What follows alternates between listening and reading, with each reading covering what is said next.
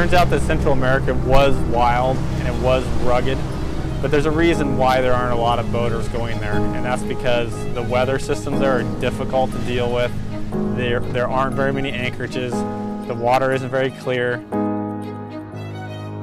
and I was actually excited to start heading north again. Mexico's a destination, you know, a lot of people sail from all across the world to get to the Sea of Cortez. That's where we're going.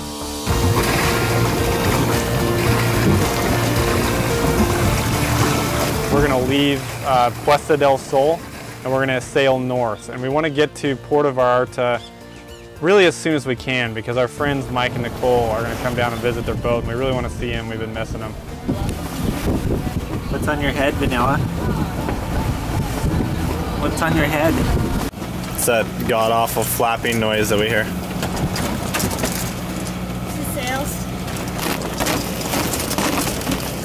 And this is our 6th day at sea.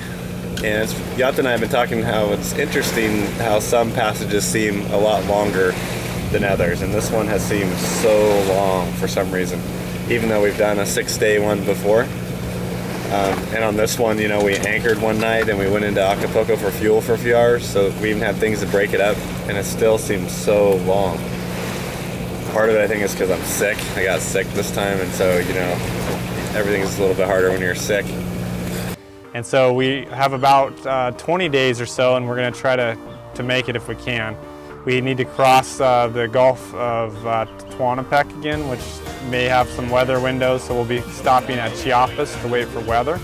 Cross the Tehuantepec, maybe anchor a night or two in Huatuco.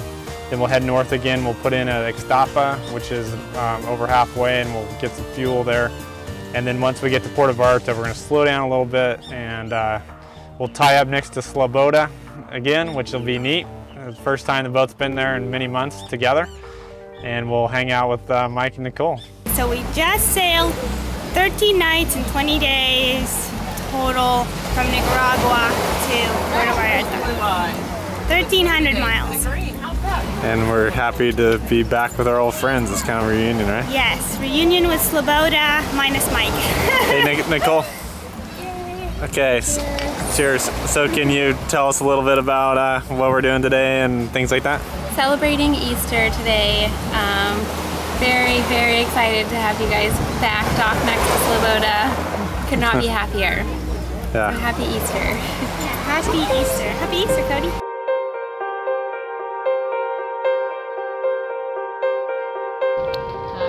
Hello. Isn't this crazy? Amazing. Yeah, it's so bright it's actually showing up on the camera. Oh, really? Yeah, look at this. You can see that. Oh, neat. Isn't that crazy? Have you seen it like this before or no? I think this is the brightest I've ever seen it, actually. I was just saying, I always thought red tide was so disgusting, but this is so pretty. Is that what it is? Is it red tide? This is like red tide. I don't know if I should put my hands in my mouth then, I guess, at this point.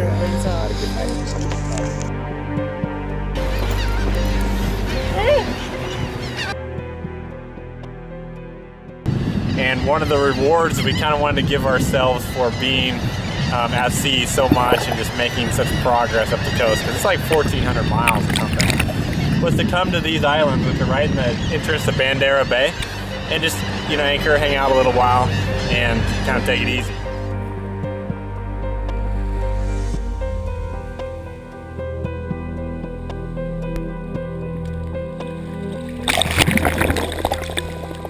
You know, the strange thing about this change in tone is I knew that this would happen before we even started cruising, and I was dreading it. I was dreading the point in the cruise when I realized that it was winding down.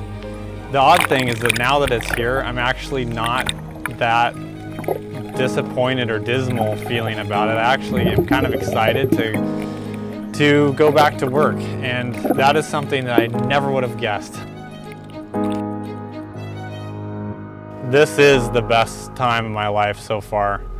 It just is. I don't know. It's hard to explain. It's one of those peak experiences. It's an experience where everything has come together. You know, 5 years of hard work, building the boat, going sailing, having the cruise be everything that I thought it would be.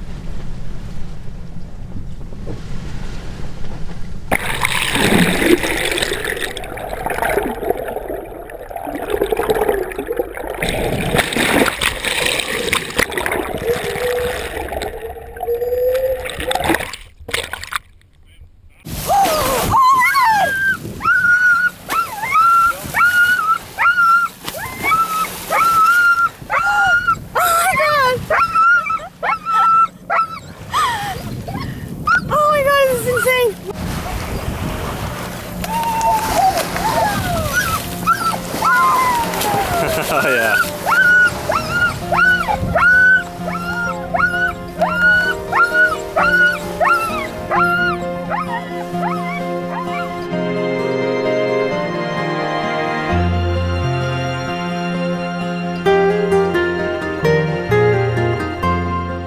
Not only is it the best time, but it's the most time I've ever had to just do what I want to do and think what I want to think.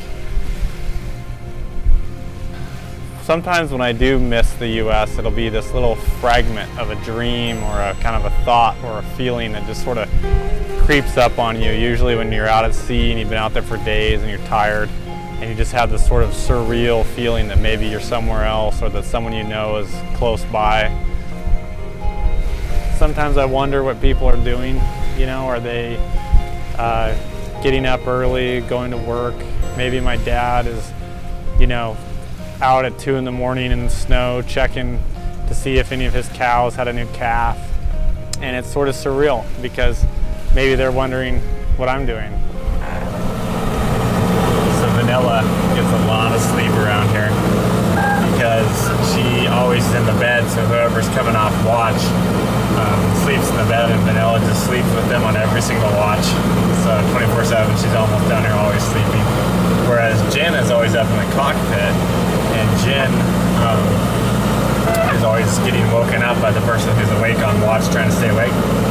So I kind of feel sorry for Jen. Vanilla's got a good deal here. Yeah. Wake up, Jen. Such a good girl, Jen.